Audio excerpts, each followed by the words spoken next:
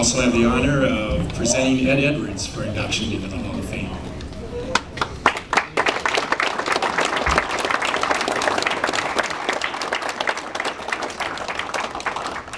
Ed graduated in 1970. He earned 9 varsity letters in football, basketball, and baseball. He was captain in football, basketball, and baseball, and most valuable player in football and baseball. He was named All-Conference 3 years as a pitcher in baseball, 2 years as a halfback and linebacker in football, and was special mention as a guard in basketball. He was a member of the conference championship baseball teams in 67, 68, and 70, and conference championship basketball teams in 68 and 69. He was a member of regional championship teams in baseball in 1968 and 70, and basketball in 1969. Ed had a distinguished coaching career, 33 years as a basketball coach, track for 16 years, football for 11 years, and baseball for 6 years. He was also an unbelievable wiffle ball player in the backyard. Most athletic teams have one teammate who is depended on to deliver, to get the clutch hit, to make the needed basket, to get the necessary yardage for the first down. And athletes of that caliber don't shirk that responsibility, they welcome it. The examples are all here tonight. Ed was always that guy in his teams, and he came through more often than not. I'm proud of him, and I'm proud he's my brother. Congratulations, Ed.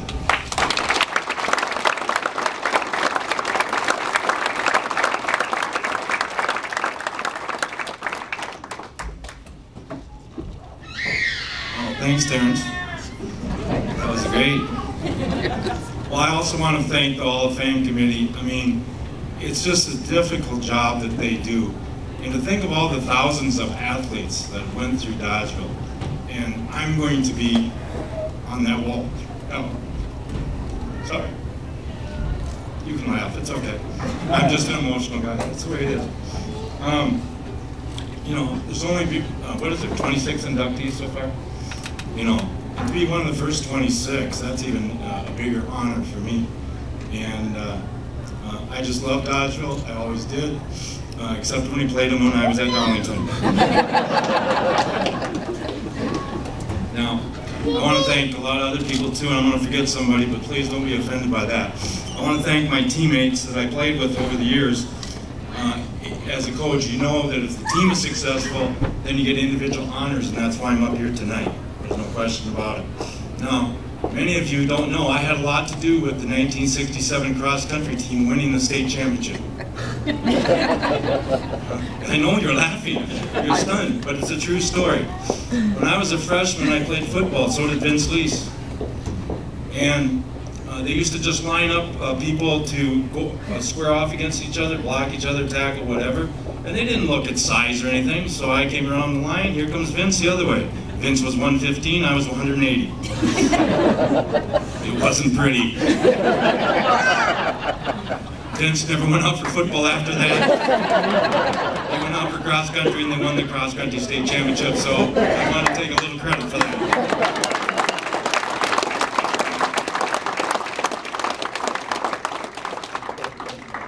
He hates that story. I'd also like to thank the athletes, Denny mentioned it, the athletes that played before me. They were really my role models also.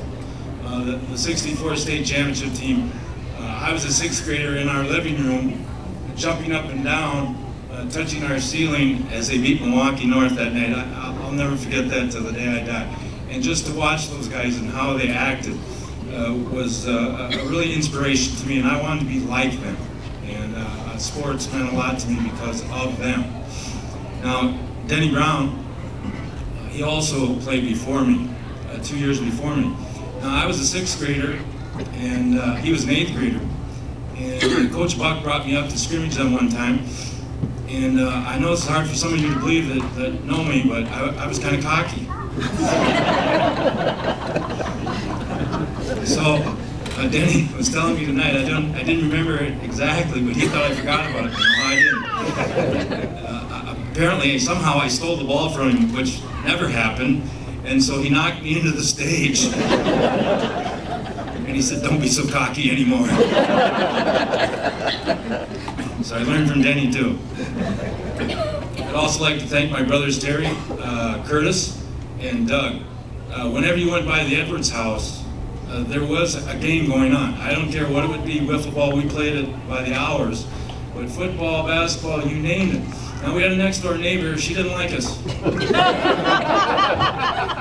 Because the balls, would get in her yard, and she didn't like that. Well, it just happened. And then she died. So I went over to her, she had an auction. And I saw these people pointing at something and they were laughing. So I went over there and there was this big clothes basket that was full of tennis balls, baseball, and I'm like, wow, how did she, they're ours! She took all of them, I couldn't believe it. So that was a great time too. Now, there are many individual coaches also that I had. I'll never forget my first organized ball was when I was 6 years old up at Centennial Park, and we had the softball leagues. We didn't have baseball, we had softball. And Herbie Harris set all those up, and all the managers were volunteers, just from the city. Guys like Kenny Leffler, I don't know if you remember him, Harry Bourne coached me. These guys were a great influence on me and just did a great job, and it was all just volunteering, and they did on their own time, and it was great. And then my first organized baseball was with Babe Ruth, and my first manager was Mort Moyer, and he was a wild man, but he was a great teacher and a great coach. Then I had Fitz Bilkey, and Barry drove up here tonight, but he left, his son, and he was great, along with Howie Rideout, and you all know Howie, and they taught me a lot of things, and we competed with every team in the state. We really did, and it was just a blast. And then high school started, of course, and I had Coach Wilson as a freshman in baseball. And he told me one day, he says, go out there and throw batting practice. I couldn't throw a strike if I had to. And he said, you gotta throw strikes, and I couldn't throw a strike. He says, the reason you can't throw strikes, you're out of shape.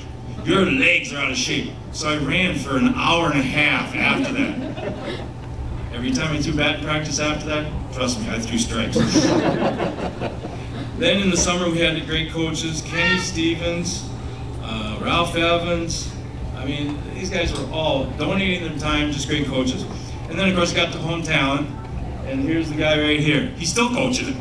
After all these years, Pat Riley just did a great job, donated all this time, and it was fantastic. Now, four people really influenced me, and three of them I'm so lucky are here tonight. My dad is not. Don't worry, it's okay. I gotta tell you one quick story. Am I getting too long? Yeah. Okay. At least you're honest.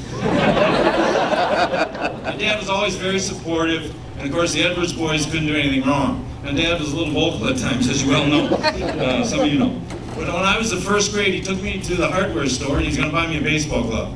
He picked out the best one. It was a Wilson A2000. You guys remember that? It was the best baseball glove there. It cost $32. Now that doesn't sound like much, but in 1958, that was a lot of money. Now he told me, he says, look, you can have the glove or a baseball, but you can't have both. What? How do you play one without the other? I said, well, I'm taking the glove, I guess. So I got home, and I turned the corner, and he goes, well, that's a nice glove. And I said, sure is. He pulled out that baseball. I'll never forget that. He had that baseball. And one time I threw my glove after a game. That was not a pretty sight. He told me about that. Now the other three people that I really had a lot of influence on me are here tonight. My mom is sitting right over there. Now how she put up with us three boys, I have absolutely no idea. Well, Mom's a caring person, a giving person. And she always tells a story about us four boys all having a game on the same day. And so we all go down to the dryer to get our leggings, our stockings out.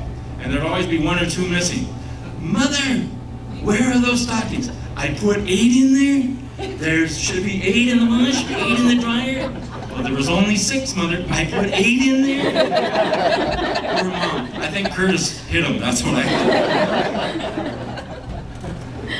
Another person that's here tonight was my freshman basketball coach. And to be honest with you, we didn't get along very well. Coach Herstein, as you've heard him already. I think I was a little cocky. I don't know what the story was, but we didn't get along very well at that time, but I came to admire and respect him greatly. And I was sitting in his American history class as a junior, and I was sitting there and I like the way he teaches. This is what I want to do. I want to coach, and I want to teach. And he had a lot to do with that. And I've done it for 36 years. That's how lucky I am. And yet,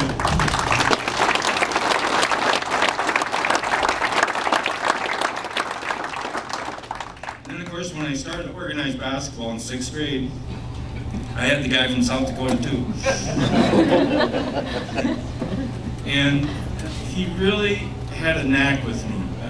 He knew when to say it, how to say it, and keep me in line at all times, because I could stray. I know that's hard for you to believe, but I could stray. And he was just great with us. And he always helped us, and he did a great job for Dodgeville, as you well know. He still does in its athletic programs. And he ended up being my high school varsity basketball coach. And Coach Buck, I want to thank you so much for everything you did for me.